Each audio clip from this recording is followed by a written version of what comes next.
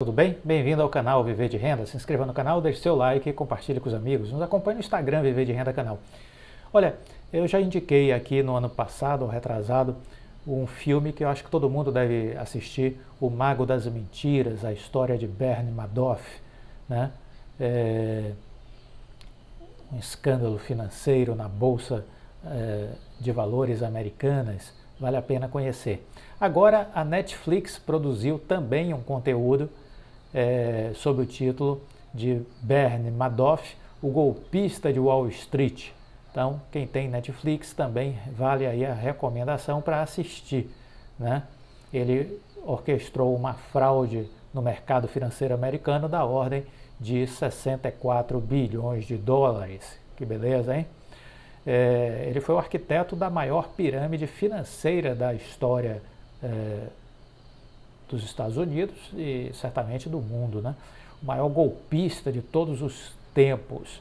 Para a justiça americana, ele foi considerado uma espécie de serial killer das finanças.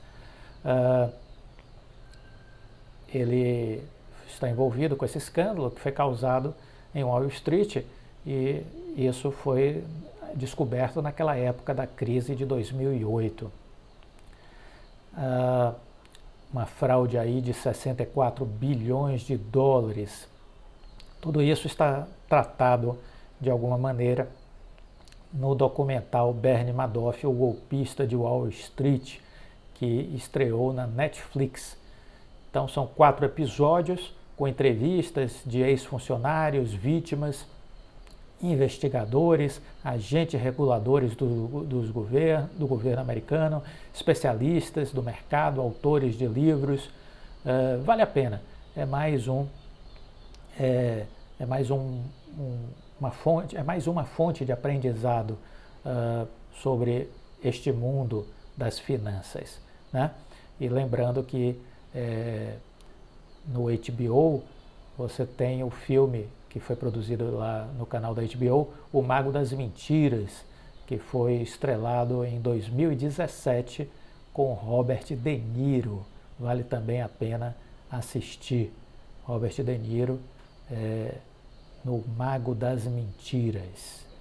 É uma história que vale a pena conhecer sem dúvida nenhuma. E vamos lembrar que recentemente Bernie Madoff morreu preso em 2021 aos 82 anos. Aos 82 anos. Porque lá nos Estados Unidos é isso, você pode até fazer o errado. Isso acontece, né? Não pense que não acontece, acontece. Agora, você é geralmente preso e a penalidade é muito dura, muito dura. Bernie Madoff foi condenado à prisão perpétua. Não existe essa história de idade, não existe essa história de ser bem nascido, de ter dinheiro, de ter tido dinheiro, porque ele perdeu tudo, né? Não existe isso. O cara vai preso e fim de papo, né? Então ele foi condenado à prisão perpétua e não teve apelação, morreu lá em 2021. Que sirva de exemplo para o Brasil, né? A gente precisa copiar os Estados Unidos, a gente não precisa ser melhor do que ninguém, a gente não precisa inventar a roda.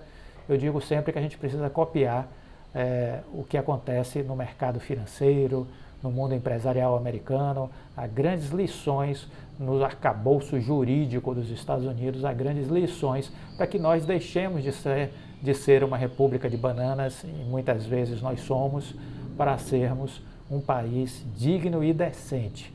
Sem justiça é impossível. A impunidade é o que nos faz ser, muitas vezes, um país mequetrefe. Bom, muitas notícias esse início de ano. Eu não tenho dado muito destaque sobre a Oi, né? Eu fiz vários vídeos aí nesse início de ano falando sobre mentalidade financeira, inteligência financeira, algumas notícias gerais, fazendo uma retrospectiva das coisas mais relevantes de 2022, ao mesmo tempo algumas perspectivas para esse ano novo, né? Temos falado mais sobre isso, mas óbvio eu comecei a trazer algumas coisas da Oi mais recentemente por conta de muita gente me pedindo opiniões e tudo mais, e porque ela continua fazendo parte de um estudo de caso. Então eu estou trazendo pílulas sobre Oi. Então, uma das notícias de início de ano, da primeira semana, logo de janeiro, foi que a Oi estaria pensando em vender a sua participação na Vital para amortizar sua dívida. Não há nenhum comunicado da Oi, não houve nenhuma entrevista do presidente da Oi falando sobre isso. O que nós sabemos é que a Oi tem praticamente 35% da Vital. Sabemos que existe um patamar mínimo de que a Oi não venderá. Não sabemos que patamar mínimo é esse. Isso está em contrato com o BTG. Isso está aprovado pelo Conselho de Administração. Só que a gente não sabe que percentual mínimo é esse. O que a gente sabe é que em algum momento ela vai vender uma participação que ela tem na Vital, mas que talvez isso seja mais próximo do IPO, seja ali naquela área ali do IPO da Vital quando acontecer, porque ela entende que a Vital é um dos filés mignons que ela tem participação e que pode render muito dinheiro. O Santander avaliou a Vital agora em 27 bilhões. Vamos lembrar que na época do leilão ela foi vendida por 22,3 bi. 22,3 bi. Santander avaliou a Vital agora em 27 bilhões de reais. A avaliação agora de janeiro desse ano, 27 bilhões de reais. A Oi tem 35%, vamos arredondar. Então isso dá 9,4 bi de participação, mais ou menos, da Oi na Vital. Essa é a sua participação hoje. Se daqui a 3 anos essa empresa estiver valendo 35 bi, a participação da Oi sobe. Se estiver valendo 40 bi, sobe mais. Se estiver valendo 60 bi na hora do IPO, opa, vai valer mais ainda. Então, eu, presidente da Oi, não venderia nenhuma participação na Vital agora. O Rodrigo Abreu, se fizer isso, dá atestado de burrice. E isso ele não tem feito até hoje. Ele tem dado atestado de inteligência. Então, não acredito nessa possibilidade que foi aventada pela mídia logo na primeira semana de janeiro, que a Oi poderia vender a sua participação na Vital para amortizar sua dívida. Não creio, não acredito. Vamos continuar acompanhando a empresa, estudando, mas é isso que eu entendo. O que se sabe é que a Oi pretende fazer o que fez com a Vital, fazer com a EB Fibra. Fazer o mesmo processo que ela fez com a Vital. Criação de uma empresa independente e aí sim buscar um sócio ou um conjunto de sócios que possam adquirir 30% da EB Fibra. E aí sim, a Oi teria um cash, um dinheiro pela venda desses 30% da EB Fibra. EB Fibra que o Santander avaliou em 11 bilhões de reais. A avaliação do Santander da EB Fibra agora é em janeiro também. 11 bilhões de reais. Ou seja, 30% disso vai dar aí 3 bi e pouco. 3 bi e pouco é o que a Oi pode captar se vender 30% da EB Fibra, né? Vamos lembrar também que agora o CAD aprovou aquela operação de venda das torres e dos sites para Highline, 1,7 bi. Falta a aprovação da Anatel. Falta a aprovação da Anatel, certo?